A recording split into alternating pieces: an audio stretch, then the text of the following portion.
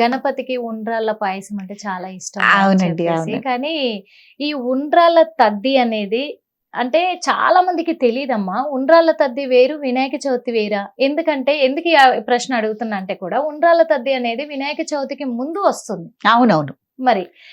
మరి ఈ ఉండ్రాళ్ళ తద్ది అసలు విశిష్టత ఏంటి?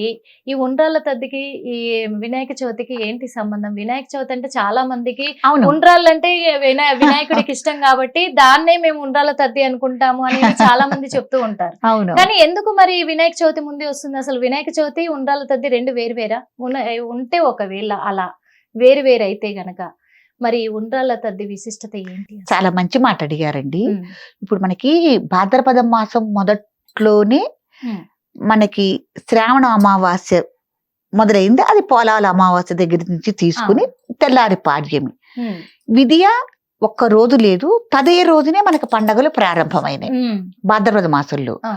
మీరు ఇంకోటి గమనించండి, భాద్రపద మాసంలో పాడ్యమి నుంచి మళ్ళీ మనకి పౌర్ణమి తిథి వచ్చేదాకా ఇవన్నీ దైవ కార్యక్రమాలు, దైవానికి సంబంధించిన కార్యక్రమాలే ఆచరిస్తాము.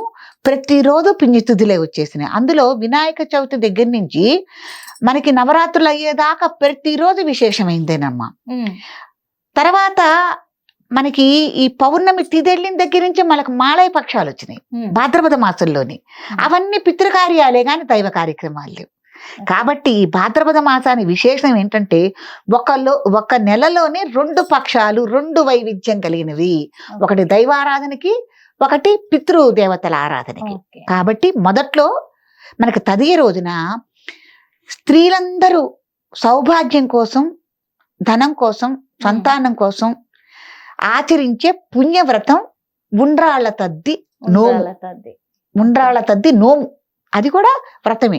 దాన్ని కూడా చక్కగా మనం బ్రాహ్మణ్ణిని నియమించుకుని యథావిధిగా మనం చేసుకునేది కాదు. బ్రాహ్మణ్ణి అయ్యగారిని నియమించుకుని యథావిధిగా ఉండ్రాళ్ళ తద్ది నోము అనేది మనం నోయించుకోవాలి.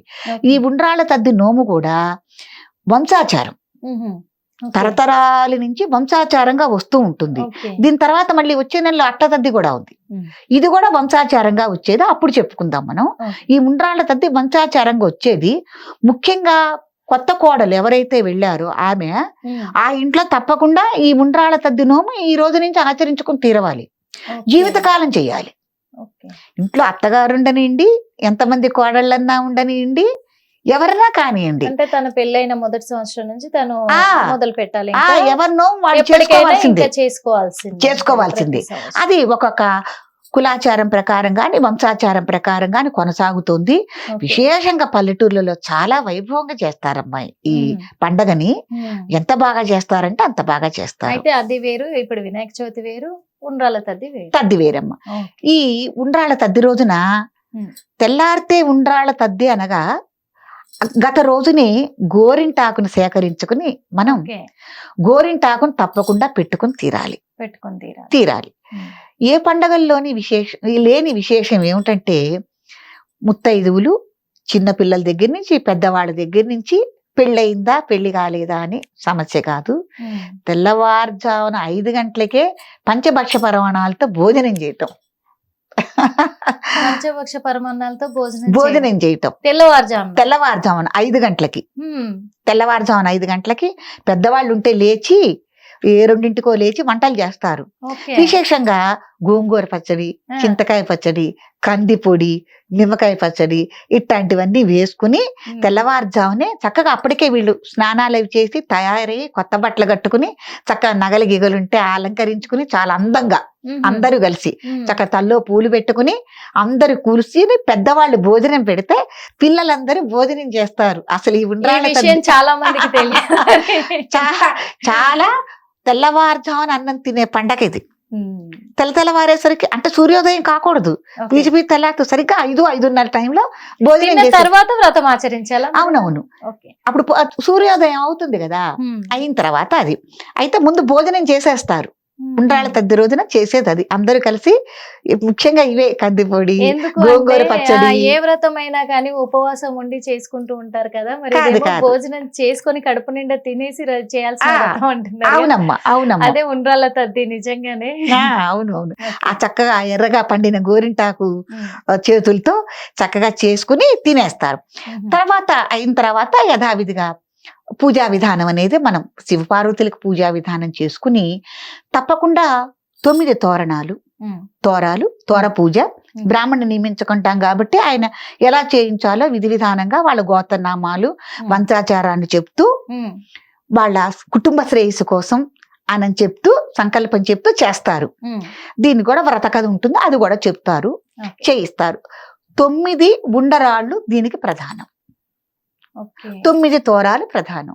9 ఉండ్రాలు అమ్మవారికి పూజ చేసుకుని, గౌరీమాత పూజ చేసుకుని ఈ 9 ఉండ్రాళ్ళు నైవేద్యం పెట్టాలి, 9 తోరాలు సమర్పించుకోవాలి. ఈ 9 ఉండ్రాళ్ళని 9 తోరాలని 9 మంది ముత్తైదులకి మనం వాయినంగా ఇచ్చుకోవాలి, ఓకే. 9 మంది ముత్తైదులకి ఇవ్వాలి వాయనం. ఇవ్వాలి. ఇదంతా అయిన తర్వాత గత రోజునే ఈ గ్రామంలో కానీ ఊళ్ళల్లో కానీ ఉన్న మగవాళ్ళు ఏం చేస్తారంటే, ఏదైనా పెద్ద పెద్ద వృక్షాలు గనక ఉన్నా, ఒకవేళ అంత వృక్షాలు లేకపోతే ఇంతంత లావు స్తంభాలు ఇరువైపులా పాతి పైన ఒక పెద్ద స్తంభాన్ని వేసి వాళ్ళు ఏం చేస్తారంటే, మోకులు అంటారు పల్లెటూళ్ళలో, తాళ్ళు కాకుండా మోకులు, ఇంత మోకులు ఉంటాయి, ఆ మోకులతో ఉయ్యాలని ఏర్పాటు చేస్తారు.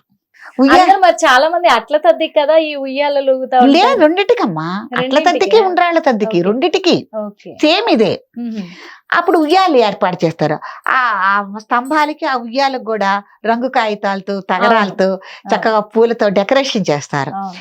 డెకరేషన్ చేసి ఈ పేరంటము ఇదంతా అయిన తర్వాత ఆడపిల్లలందరూ సరదాగా ఉయ్యాల దగ్గరికి అవును. వెడతారు, అవును. వాళ్ళు ఊగుతారు. ఆ ఊగే విధానంలో కూడా టుంగుటుయ్యాల అంటారు. మ్మ్. అంటే ఒక మధ్య కర్ర వేస్తే అవును. ఇద్దరు కలిసి ఏకకాలంలో ఊగుతారు, తెలుసా అండి? అవును. అవును. ఊగుతారు. ఆ ఊగే స్థాయి ఎంత పెద్దకి పెడితే అంత గొప్పగా వాళ్ళు ఊగినట్టు అన్నమాట. వాళ్ళ ఓపికి వాళ్ళ కళ్ళు తిరుగుతాయి, దాన్ని బట్టి కూడా ఈ ఈ ఉయ్యాలు ఉయ్యాలలు ఊగడానికి ఆడపిల్లలు అట్ల తద్ది చేసుకుంటారు. చేసుకుంటూ అనేం కాదండి, నోము కదా అవును, మన సనాతన. చేస్తూ ఉంటారు లేదు, చక్కగా మన- సరదాగా ఇచ్చేసాగా సాయంత్రానికి ఉయ్యాలు ఊగుతా ఉంటారు. అవునవును. చాలా చక్కగా. ఇంకొకటి కొత్తగా పెళ్ళైన వాళ్ళు కూడా అవునవును, కొత్త పెళ్లి కూతుర్ని ఉయ్యాల్లో కూర్చోబెట్టి అవును, పెళ్లి కొడుకు ఊపడము ఇవన్నీ అవును, కూడా అవునవును, వరసైన బావలు. అవును. కాబట్టి మనం సనాతన ధర్మంలో ఉమ్. పుణ్యస్త్రీలు ఆచరించమన్న వ్రతాల్లో ఉండ్రాళ్ళ తద్ది వ్రతం ఒకటన్నమాట. ఓకే. చక్కగా ఉయ్యాలు ఊగుతారు, అవును. చక్కగా సరదాగా పిల్లలందరూ పట్టులంగాలు కట్టుకుని అసలు ఆ వాతావరణం, వాళ్ళ ఆ కేరింతలు కొడుతూ ఆ పల్లెటూరులో ఆ ఉయ్యాలు ఊగుతూ ఉంటే అసలు కన్నుడు పండుగగా ఉంటుందండి. పెద్దవాళ్ళు నిజం. చూడటానికి, మనవాళ్ళు మనవరాళ్ళు అట్లా సరదాగా అవును. ఉయ్యాళ్ళు ఊగటం ఇవన్నీ చేస్తూ ఉంటారు. చాలా సరదా అయిన పండగ. ఆ ఉయ్యాల్ని వాళ్ళు తీయటానికి ఇష్టం లేక వారం 10 రోజులు అట్టాగా కొనసాగిస్తూ ఈ ఉండ్రాళ్ళ తద్ది పండగని చేసుకోవటం జరుగుతుంది. ఎవరైనా సరే ముత్తైదులు, ఎవరైనా సరే చిన్న పిల్లలు కానీ పెద్దవాళ్ళు కానీ ఉండ్రాళ్ళ తద్ది నోముని నోచుకోవటం అనేది అతి పుణ్యకార్యం, మనం శుభకార్యం అన్నమాట, శుభనోము. ఉండ్రాళ్ళ తద్ది గురించి చాలా గొప్పగా చెప్పారు నిజంగా. ఎందుకంటే చాలా మందికి తెలియదు కాబట్టి తెలియని విషయాన్ని మీరు మళ్ళీ మా హిట్ ద్వారా దీన్ని చెప్పారు. ఇంకొక ఉండ్రాళ్ళ తద్దిని సువర్ణ గౌరీ వ్రతం అని కూడా అంటారమ్మా. Okay, okay, okay. Suvarna Gauri వ్రతం. సువర్ణ గౌరీ వ్రతం దాని పేరు. ఉండ్రాళ్ళ తద్దిని మనం పాలే పీల్చుకుంటున్నా, పార్వతీ అమ్మవారికి సంబంధించింది కాబట్టి సువర్ణ గౌరీ వ్రతం అని కూడా దీన్ని పిలవటం జరుగుతుంది. చాలా సంతోషం అమ్మ, బాగా చెప్పారు. హిట్ టీవీ యాప్, ఇందులో short news, live news, entertainment shows, movies, digital magazines తో పాటు మీ జిల్లా వార్తలను కూడా ఫ్రీగా చూడొచ్చు. ఇంకెందుకు ఆలస్యం, వెంటనే హిట్ టీవీ యాప్ ని డౌన్లోడ్ చేసుకుని ఫ్రీగా ఎంటర్టైన్మెంట్ పొందండి. Hit TV app. Hit TV app.